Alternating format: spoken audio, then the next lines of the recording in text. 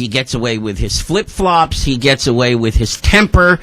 I mean, there have been stories have been legion about his temper, and that doesn't seem to make a dent in the national press. I mean, every once in a while there's an article, Mr. Hothead, but you have a wonderful observation about this in your book. I want to quote for a moment from it, because you say, far from being a liability, McCain's temper becomes proof of his greatness, what makes him distinct from his bloodless and detached colleagues in the Senate.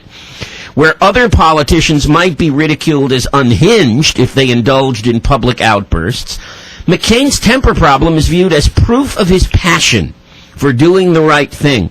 And so it is that John McCain's short fuse is viewed not as a character flaw, but a redemptive trait. And yet, later on in the book, you talk about how that temper manifests itself. And you quote, actually, the Boston Globe's Walter Robinson, who said it's not so much the temper, but what prompts him to lose it. His frequent unwillingness to accommodate dissenting views, even those of average citizens, his sometimes bullying insistence that other politicians do his bidding, and his tendency to treat those who disagree with him as disloyal. That's not passion, that's ego. No, you're absolutely right, and it's interesting that so many of the reporters have kind of bought into what the McCain campaign's spin on his temper is. That's what they say when they get asked about it. Well, he's so passionate about reform, and that's why sometimes he gets angry. But Robinson is right, and I should say he has really been a leading light for a long time, especially in terms of stepping outside of the conventional wisdom. He's one of the few reporters who has written about McCain's temper. He was one of the only reporters in 2000 who investigated George W. Bush's National Guard story. But that's what the McCain campaign says. It's just all about passion. But when you actually look at those incidents, which there are so many of them, that's what you find is when somebody crosses him, that's when he gets angry.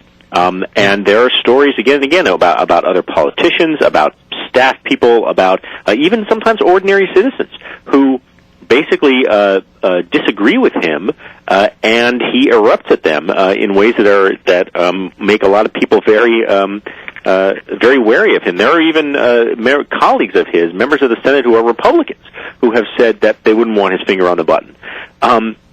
So, that's not something that gets discussed very much. You see it popping up in articles here and there, but it tends to be dismissed fairly quickly as just, as we say, evidence of how passionate he is.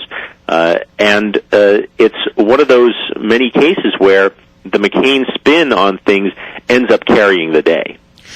Well, it's interesting you raise that because, of course, one of those incidents, and a pretty well-known incident among us political junkies, is something that happened in 2006 regarding I believe it was was it the campaign finance or was it the ethics reform, lobbying reform, between Obama and McCain.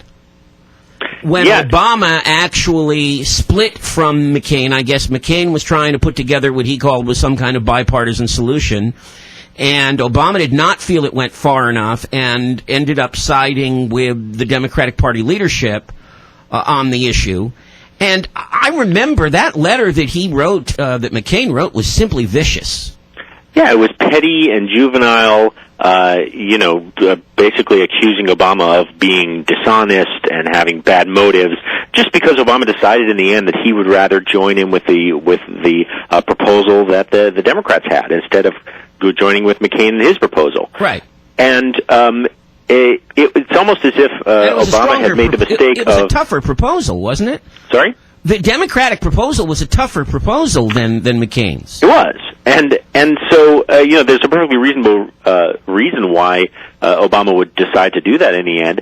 But McCain, I think, is extraordinarily sensitive to anybody stepping on his turf as the reformer. I mean, he's worked very hard to create this image that he's the guy who wants to reform things, and he's the sort of the greatest reformer in Congress. And if anybody strays into that territory, even if McCain's record on reform is pretty spotty overall, he becomes pretty defensive because that's kind of the turf that he has staked out.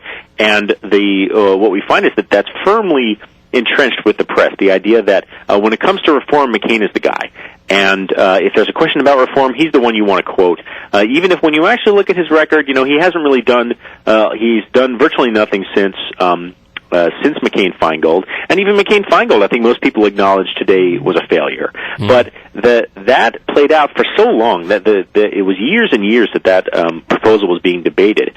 And I think it really cemented in reporters' minds the idea that McCain is the avatar of reform. Yeah, you also pointed out that at one point it was called Feingold-McCain, but that didn't last very long. No, when it was first proposed, that's what it was called more often. I mean, we went back and looked at the press reports, and it was usually called Feingold-McCain in those first initial months, and then eventually somehow it just became McCain-Feingold. But he ended up being the hero of that story, much more so than Russ Feingold, who, frankly has a superior record on reform. Yeah. But it really was a story in which needed a hero, and McCain was the one that they supplied the press. So when they wrote it, it was about his lonely, quixotic quest to clean up Congress and sort of cast the money changers from the temple.